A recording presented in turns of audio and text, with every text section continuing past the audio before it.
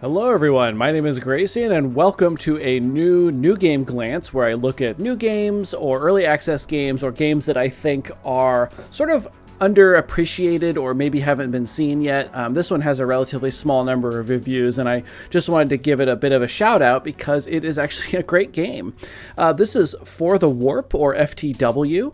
So this is a roguelite deck building sci-fi game. As I'm sure you guessed, I play many roguelite and roguelike games, especially deck builders. They are my jam. I absolutely love them. This game is developed and published by Massive Galaxy Studios, and as far as I can tell, this is their only game, so congratulations, Massive Galaxy Studios. The first game you published is a winner. In this game, you will explore randomly generated space systems, and you're trying to get to the nearest warp gate, and you're going to be fighting pirates and exploring ancient ruins, finding new cards and equipment. And the story is that the warp gate, like you can see one here, that you were trying to use to get, I think, across the galaxy to some trade place, so you have valuable cargo, is either destroyed or non-functional, and so basically you have to trek it manually across the systems to get to the next big warp gate that you need so that you can travel with your precious cargo. So along the way you're going to run into tons of pirates and other sort of events like that. There are multiple ships you can play, sort of like Slay the Spire style, where there's these different characters, but there is a little bit of overlap with the cards, actually a fair amount of overlap, but the ships do all play a little bit differently, which is very cool. This game, you're going to want to think more Slay the Spire than FTL, Faster Than Light. I'm sure a lot of you are familiar with Slay the Spire and Faster Than Light. This game, despite looking like it might be Faster Than Light themed, it is not. This is not a real-time game. It is a turn-based card battler where you will be upgrading and thinning, etc., your deck as you go, as well as gaining artifacts, which in this game are equipment, to make your ship more powerful. And kind of like in Slay the Spire, there are different starting characters, different ships you get, but unlike Slay the Spire, there are no, as far as I can tell, there aren't any cards that are exclusive to certain ships. So if I start as ship A, it doesn't mean I can't find cards that would synergize with ship B. And in fact, I could start the game with a strategy and end the game with a very different strategy based on what kind of cards I found, because there are rarities to the cards. There are common, uncommon, rare, and I think there's a legendary. I found one earlier today. It's an orange color, I think, or a gold color, and it's animated, which is super cool. There are 5 systems in the game that have an increasing difficulty and challenges as you progress. There are bosses, and each zone has sort of unique visuals, the ships that you fight in the first sector versus the second versus the fifth have these different types of ships in them. You won't see an incredible variety within each sector, but each sector does have 3, 4, 5 unique kind of things that you'll find. And there's a few other ones that you may come across that are sort of random events almost, that I don't think they have anything to do with their particular sector. You will progress along through the sectors, and I'll show, of course, how that works. And you'll get money and fuel as you go. You need the fuel in order to explore more tiles and get to the warp gate at the end of each sector to get to the next one. And you'll get credits, which you can get mostly by beating up pirates, but a little bit by exploring and other events, maybe selling stuff. And you can kind of go and buy special equipment or buy more cards, or even fuel, health, or scrap cards from your deck. There's a lot of cool stuff you can do. There's even cards that let you steal money from enemies and try to get rich at the cost of, using an inefficient card, which was a very fun strategy. So I just wanted to mention real quick before I get into some of the menus in the new game, what I think some of the pros and cons of this game are compared to others. In the pros, I think that there's this really cool mechanic where instead of having, let's say you have a deck of 10 cards and you draw 5 cards, and then at the end of your turn, those go back into your discard, you don't draw the next 5 cards. I think, as far as I can tell, your entire deck is shuffled back up and you draw 5 random cards. So you can have a very powerful card in your deck of, say, 30 cards, and you can see it multiple turns in a row because it keeps getting shuffled back in, or you cannot see it until turn 6 and you could have used it a long time ago. So that's actually a super cool thing about the game, and it rewards you for having card draw and having a balanced strategy in your deck. You don't know what you're going to get, and I think actually that is a pro and not a con for this game. When you play it, it feels good. It feels good to get those powerful cards that you didn't think you were going to see again for a while. The equipment in the game is really fun. Just like in a lot of these games, there are artifacts that's called equipment in this game, and it's so fun to modify your ship with stuff like that. Just a lot of them are very simple, max health, max shields, things like that, but they are very impactful, and you can swap them around at will. You have a certain number of active slots, and you can swap those around, and that's really, really cool. What does this say? Shippedia over here? Why is that? Why is that over here? I think that's an artifact from when I had one of these menus open. And then the map traveling is super cool, which I'll show you. Unlike in a lot of these games where you have a node system where you pick a path and you can't go backwards, in this game you can mess around as long as you like in the system. You just have to make sure you don't run out of fuel. The game also has great graphics. It's got this beautiful pixel art style, and there's this really cool like synth music as well. And the ships play very, very differently, but they don't sort of lock you out of any other play style. It's just sort of an encouragement. Negatives for this game, I would say part of what I don't like is that there is unclear enemy intent a lot of the times. If they're going to do damage, it'll say like it's going to do 6 to 10 damage. That's fine. That's a good RNG there where you can plan around it, but a little bit unexpected could happen. What I don't really like is if it says they're going to use an offensive effect or a defensive effect. I do not know what that means. As you play, you will start to get an idea of what kinds of things that could be, but it is a little frustrating to feel like I don't know how to react or prepare myself for those effects when I don't know what they're going to be until I've played a bunch of times. And maybe that's not such a negative for other people, but I was a little annoyed that I know when they're going to attack, when they're going to use shields, how much they're going to do, but not certain other things that they can do. Another negative in the game is deck bloat. If you've played some of these kind of games before, you know about this. The deck is not something you can mix and match as you want, like in, say, Gordian Quest or Arcanium. You can't change the size of your deck. You can get a huge, huge deck that's full of terrible starter cards, and you want to scrap those, but scrapping cards is a bit of a gamble. It's very expensive to scrap cards unless you have certain events that will happen where somebody may offer to buy a card out of your deck or scrap a card of your choice, and they'll give you money. A huge swing. Paying over 100 credits to scrap a card versus an event where some random guy is like, I'll give you 20 bucks for that crappy card. It's very, very different, and it can feel bad to be stuck with all of your starter cards. Doesn't really happen that much, but it is something to watch out for. Another negative to this game, and it's sort of a soft negative because I do think it works pretty well, is that there's no card upgrade system. Cards that you have, they function exactly as they show. They're not going to get better or worse. You can't upgrade a card. There's no tiers of a card. There's no modifying cards. You either have the card or you don't. And that's the only system for making your deck better. So watch out for that. A lot of the events you come across are just luck. You know, like you'll get a shipping crate that you find out in space, and it's like, well, you could open it and you might get some credits or it might blow up. There's no skill challenge. There's no hints whether it's going to do that. There's no percent chances. It's just you don't even know whether it's a 50-50. You're just clicking the button and hoping it doesn't blow up on you. And the last negative that I want to say is that, and again, this is a bit of a soft negative, but the bosses that you'll fight have kind of like a soft timer on them to make it harder, where they'll be chugging along doing their regular turns with their generating shields and shooting you, maybe summoning allies, and then randomly they'll just have a turn where they do like 40 to 60 damage, which is like most of your health bar, and they could kill you in one shot that way. And I think that that's a mechanic to make the bosses threatening, but if you don't have a way to stop them from doing that on that particular turn, you're out of luck, because your shield maximum, I think the highest maximum shield I ever got to was like 55. Most of the time you'll have a shield maximum of 20 or 30, and so if you get hit for 60 or 80 damage, you might die from that. And so that's not my favorite thing, to be surprised by a one shot when you're fighting a boss and you thought you were doing okay. So really quickly, let's go through some of these menu options just briefly.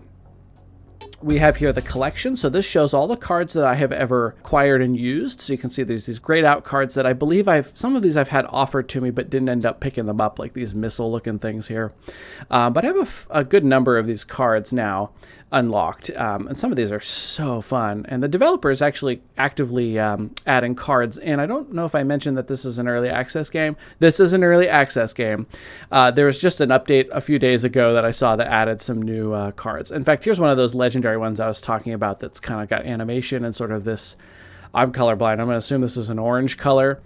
So I've only found one of those, but those can be very, very fun. And you can definitely tell, like, the common cards can be useful, but they're not super flashy typically, and then the green ones start getting really fun, and then some of the blue ones are just completely ridiculously strong. There's also the equipment menu here. You can see all of the, like, artifact type devices that I've acquired over the course of the game. There's a bunch of these that I haven't seen, including this one here. I think I know what this is, and I'm excited to find that one. We also have the Warpopedia down here. Now I've clicked off of ships because I didn't want to spoil the ships that you can unlock. I'll give another spoiler warning when we start a game and show you what ships I've unlocked, which is, I think, all of them actually. So I'll give another spoiler warning before that happens. So you can see enemies. I'm not going to scroll through here and show you all the stuff. There's bosses. I'm not going to click on that so you don't get to see. There's lore, and you can learn about the different factions, like what are the Hexalists? You know, these are an intelligent species with 6 tentacles. They have a religion that worships the Hexal, an ancient and more advanced species, etc. And then there's like the Ultracorp, and there's rogue AIs, and there's these humanoid, what are these? Insect humanoid species, yeah. So there's all this cool stuff you can read about. There's a rules tab. This gives you some information. There's a lot of really important stuff in here, so you might want to take a look through this stuff. And then there's the runs information. This is a little bit misleading. Some of these, I have not played this many runs. I've played like 4. So I don't know why there's quite so many in here. I think sometimes you end up getting loaded back in to a previous game that you had already finished or lost, and then it counts a second time as being abandoned or something. So you can see there's like every other one is abandoned. I have not abandoned any game, so I'm not 100% sure on that one. Right, so let's go take a look in new game, and I will show you what we have going on here. So when you go into new game, you can do the normal mode, the hardcore mode, which you do have to beat on normal the first time. I have beat the game a couple of times on normal now. There's also a draft, which is where you pick cards from 5 rotating packs for a custom deck of 10 cards total. Very interesting, so you can pick like different starting cards rather than the cards that the certain ships will start with. So let's just do normal, just for the purposes of this video. So I want to warn you now, this is the ship you start with. This is the standard frigate, officially called the Panhuman Standard Frigate Mk7. It provides a versatile set of features, from perfectly balanced plasma cannons to sensible equipment capacity. It's the most balanced choice for hauling cargo and facing enemy threats. We have a hull of 85, a shield value of 10, which is a little bit low, and we have 3 equipment slots, which are for like artifacts, essentially, that make us a lot more powerful. You can also get in here and take a look at their deck. So this starts with these 10 cards. So we have these cards here. Now they look like these little like floppy disks, like little data chips, which is super cool. The color up here will indicate what kind of card this is. So this is like a gray card because it's just a common. So this costs 1 energy. You'll have 3 energy per turn normally. And every turn, except for the first turn, you will draw 5 cards. So you will have a variety of these different cards. And so we've got a 1 energy cost 6 damage to a target that we choose, and a 1 energy charge 5 shields. We have a max of 10. So this is just like a block. Unlike other roguelites and roguelikes, your charges of shield do not go away in between turns. So if you have a turn where you draw a bunch of blocks, that's fine. You just use them all now. Next turn, you may not have to use them. As you progress, you may want to cut some of these cards out if you can, because they start off perfectly fine, but as the game goes on and you have better and better offensive and defensive options, you don't want to be wasting your hand by drawing these. You don't want to waste the slots. So I'm going to show off the other 4 ships that I have unlocked. So if you do not want to see that, go down to the description and I'll put a link for a spoiler-free start. So let me move on to the next one. So here we have the light destroyer. This one is my favorite of the ships that I've played. This has a little lower of a hull, 65, has a little bit higher shield capacity and still 3 slots. This one has a 6 shield and a 6 damage instead of a 6 and a 5. But it also has these Gatling guns that deal 2 damage to a target and draw 1 card. So this just replaces itself immediately. You really want as many of these in your deck as possible because you can just take, there's no time limit, you can just play as many of these as you get. It's awesome. So this guy's deck, when I was building this ship, ended up being very much about playing as many cards as I possibly could every turn, and it was really fun. So let's move on to the next ship, the KD Carrier. This is the knife drone carrier. So this one actually, instead of directly attacking, well, you can get direct attack cards, but most of the time you're just keeping yourself alive with shields while you summon these little drones that have 2 attack and 1 health. So every turn, after your turn ends, the enemies all go, and then your drones start attacking. I don't know if they're technically attacking at the beginning of your turn or the end of their turn, but it's right before you start doing stuff again. All of your drones will attack. There's a pattern to how they attack, but all you need to know for now is that you can summon these guys. They can be hit by enemy attacks. They tend to ignore them, so eventually you can get like 15 drones on the screen and they're just obliterating things. It's very fun. The next ship that we have, oh yeah, and this one has a little higher shield capacity because this one's a little bit more about sort of keeping yourself alive while you just let stuff happen that you've summoned. Now, moving on, we have the Aylon Cruiser. This is the one that I just unlocked last. I actually got this 5th one before I got this one. This one's sort of a bit more of a secret than the other ones. I won't tell you how I got it. This one has only 40 hull, more shield though. Still has 3 equipment slots, and this one's deck is probably the most complicated. This is about getting these things called boost points. This is like a secondary resource that you will generate through some cards and then spend through others. So for this ship, you can generate those points and then either spend them to do extra damage or spend them to get extra shield, but you can't do both unless you generate more. So that looks like it's going to be quite an interesting ship to play.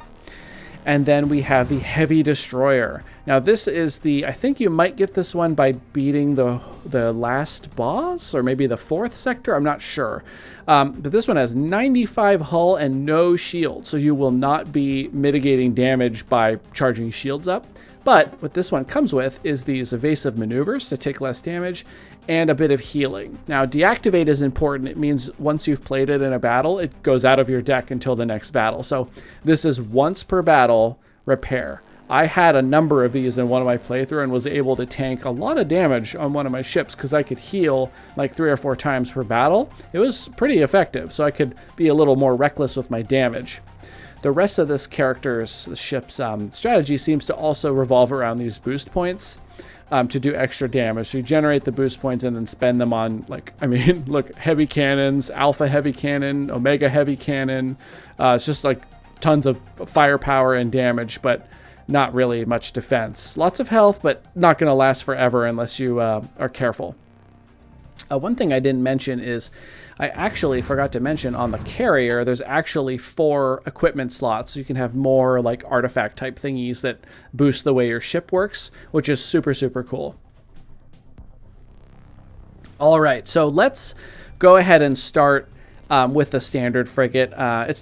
It's probably my least favorite ship, but it's fine because the cards that we get will determine a lot more about our playthrough than the ship we start with. Certainly the starting strategy does matter. This one's very basic, but it illustrates very well. I'm not going to start with that 4th one I showed that's very complicated. So let's launch the game. The nearest warp gate was destroyed, and you had no option but to take the longest route. This was a dangerous system, far away from the nearest pan-human controlled system. You carry a valuable cargo, maybe not entirely legal or ethical, but enough to make all of this worth it. Just maybe. So there's our standard frigate.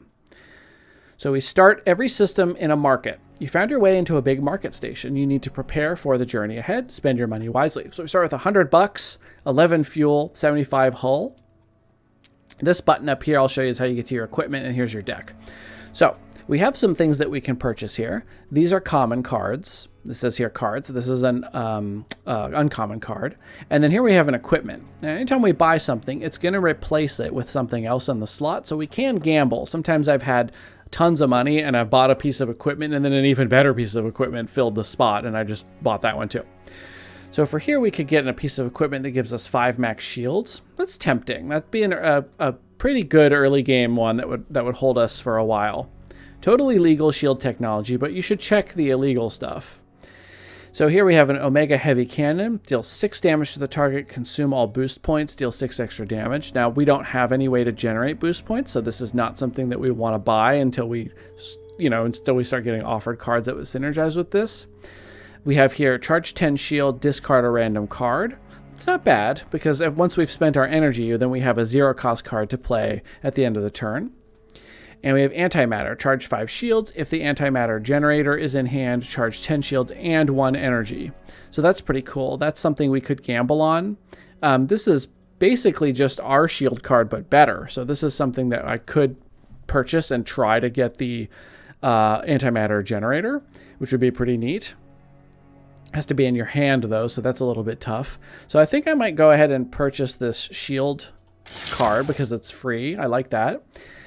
Here is a missile Mk7 explosive. If the enemy has shields, it deals 100% of damage to HP. Interesting.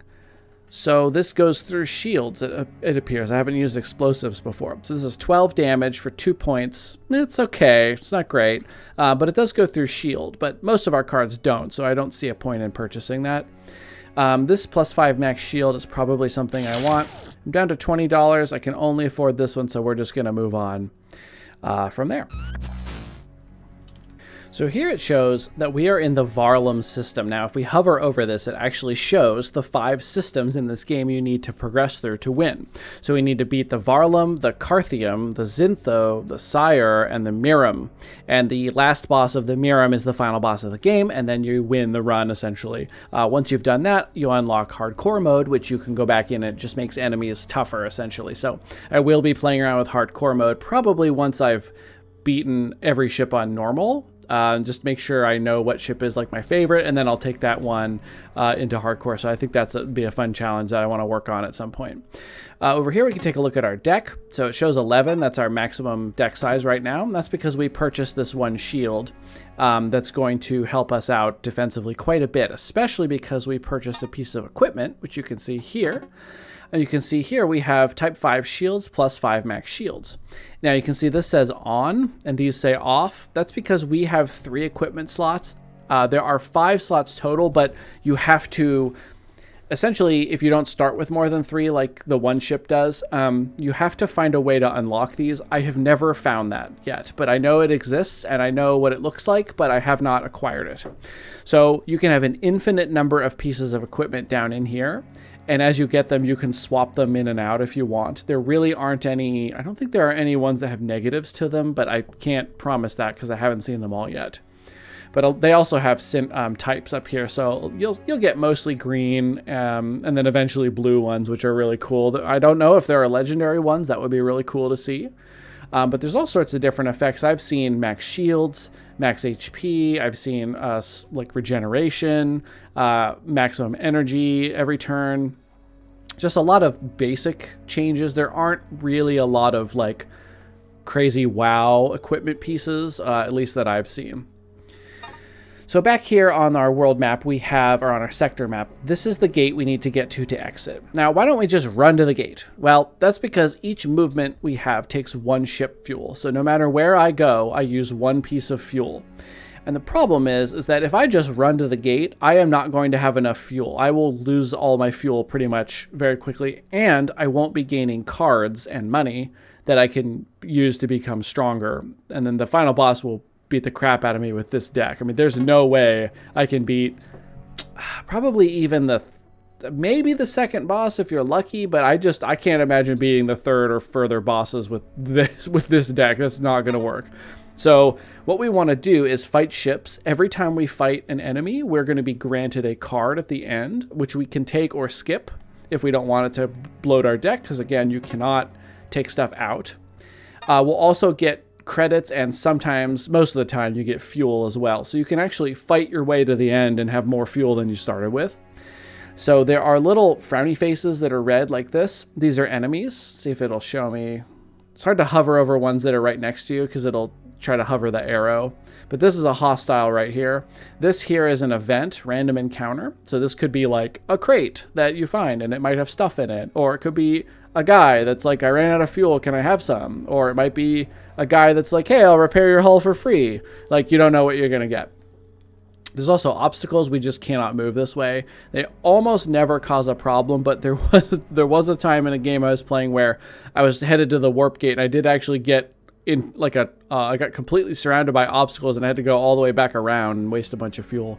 So you got to keep your options open. You can only see the nodes right adjacent to you. So I know there's nothing here, event, hostile, obstacle. So I have to move to get any more. There are also distress signals. Now, this is another kind of event that will occur. I could not tell you what makes these different from each other, unfortunately, but you know that there is one here at least, whereas the other nodes, you don't know what's going on in the rest of the space. So let's move on over into a hostile, and I will show you what a battle looks like. UI really quickly. So we have up here, we can see our deck. This is what our deck looks like normally. This is what our deck looks like right now. Now, the reason I point that out is because there are cards with an ability called Deactivate that I mentioned earlier. Once those are used, they leave your deck. So your deck down here will show you what your deck looks like right now during the fight. Like if your deactivated cards won't be in here. This will show you all your cards as if you weren't in a battle. Just in case you need to check, like, oh, what am I missing? Did I use that card yet? You know, if you can't find it. Okay. Here we have your hull. You can hover over up here. It'll be a little bit of a battle log. I don't think you can scroll though, so don't wait too long if you miss something. Here's your shield points, which we have normally 10 maximum, but I bought that artifact, that equipment that gives me +5.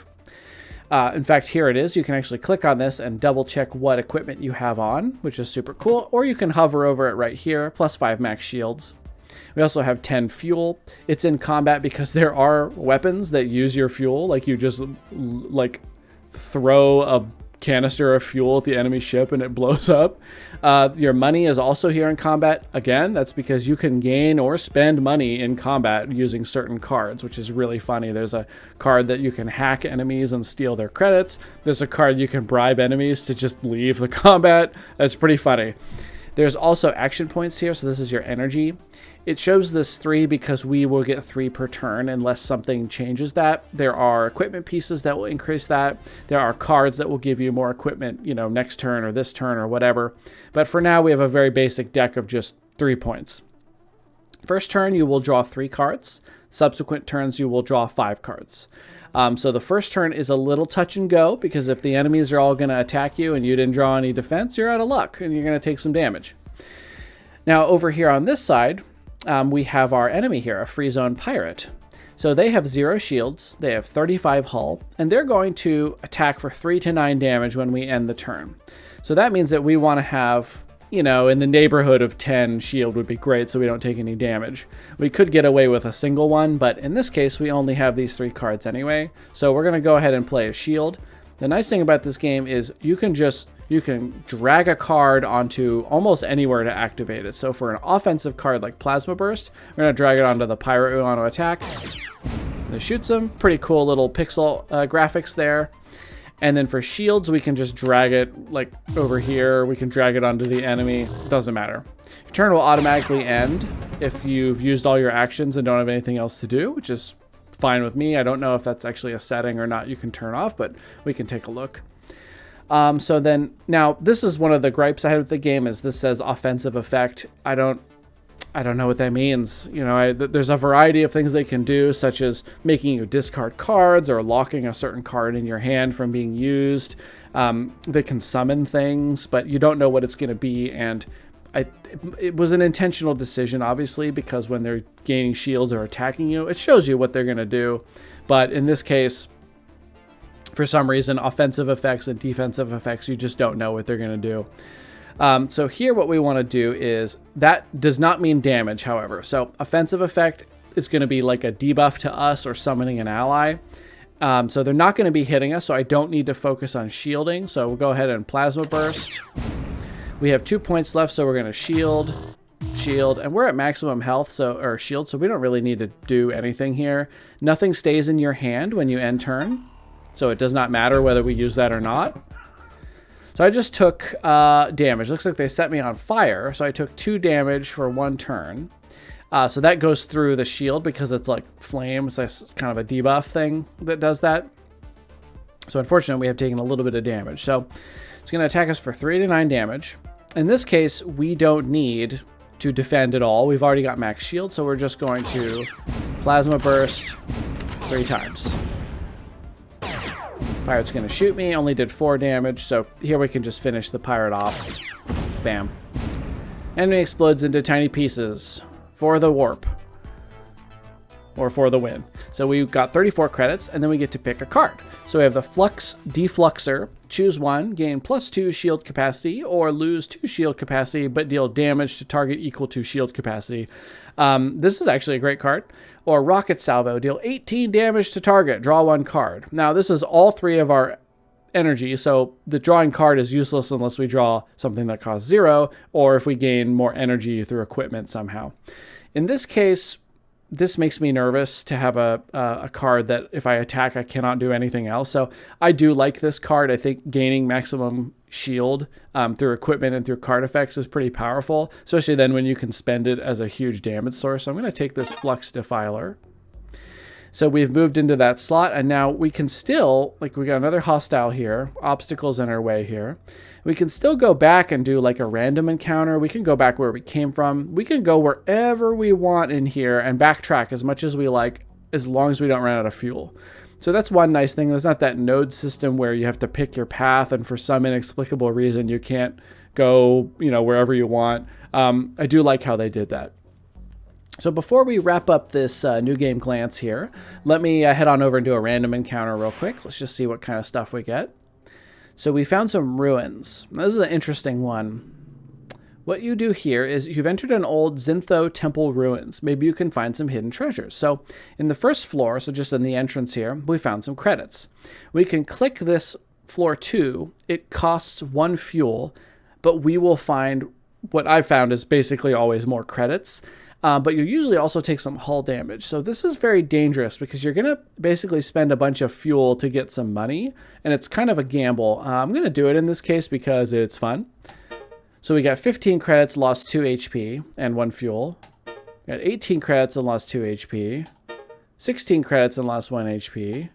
26 credits and lost 3 HP. And then we can exit. So is that a great use of your fuel? Probably not, but I did get a nice influx of cash that I wouldn't have had at the beginning part of the game. We've got another random event over here. Is another hostile. Let's see what we have here. You found a friendly freighter ship. They make an offer. I'm interested in this, and I'll give you $20 for it. So usually they will offer you double the value of the card. In this case, I'm just going to take it. Get the, you know, I'm basically scrapping an early game card out of my deck and getting money for it, which is great. The problem is that right now I've got a lot of defense and not a lot of offense, but we'll try to pick up offensive cards or find a market and buy some new cards as we go along. There's also down here, I actually forgot to mention, there's a little information panel down here so you can see distress beacons, enemies. I mean, it's pretty self-explanatory. You can hover over things and it kind of tells you what it does anyway, but it's nice that it's down there. Well, everybody, that is for the Warp. So I just wanted to just do this single episode here, the new game glance for this. If you are interested in seeing me do a run of this game, if you have a particular ship you wanted to see, if you watch the spoiler section, or if you've played the game, you want to see me do a hardcore run or something on a particular ship, or, you know, just whatever you wanted to see, just let me know. I could do a draft or whatever. So if you want to see more of this game, just let me know in the comments. I'd be happy to play more on my channel if that's what you'd like to see. Otherwise, I'm going to move on to probably more roguelite games, to be honest, because I love them and I have a million of them. I want to thank everybody so much for watching. I really appreciate it. I hope you will consider liking and subscribing and coming back for my next series, and I will see you in the next video.